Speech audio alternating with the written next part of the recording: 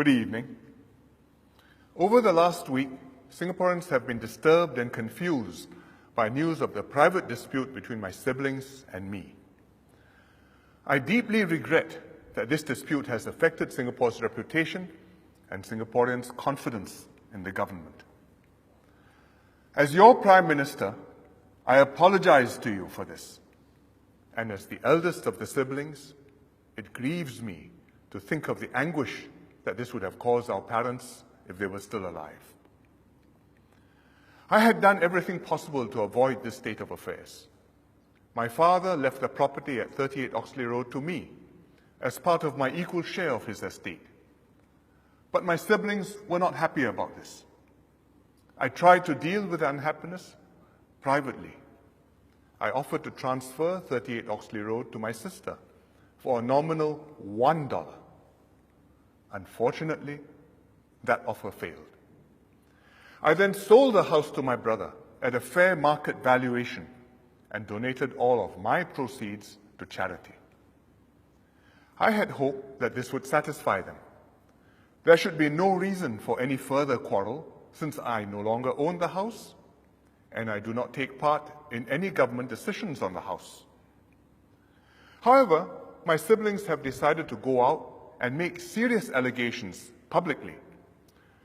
For example, they say that I'm using my position as Prime Minister to influence the ministerial committee chaired by DPM Teo Chee Hean. These allegations go beyond private and personal matters and extend to the conduct of my office and the integrity of the government.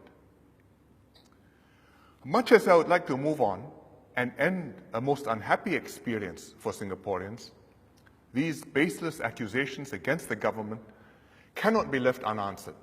They must be and will be dealt with openly and refuted. When Parliament sits on the 3rd of July, I will make a ministerial statement to refute the charges. All MPs will have then the opportunity to raise questions for themselves and their constituents. I have instructed that the PAP party whip be lifted. I urge all MPs, including the non-PAP MPs, to examine the issues thoroughly and question me and my cabinet colleagues vigorously. I hope that this full public airing in Parliament will dispel any doubts that have been planted and strengthen confidence in our institutions and our system of government. I want to assure all Singaporeans that this matter will not distract me and my cabinet colleagues from our responsibility to govern Singapore and to deal with more important national issues, including the pressing economic and security challenges we face. As public servants, my ministers and I will always protect the integrity of our institutions and uphold the strict standards separating private affairs from our public duties. We are determined to repair the damage that has been done to Singapore. We will continue to lead our nation and serve you to the best of our ability.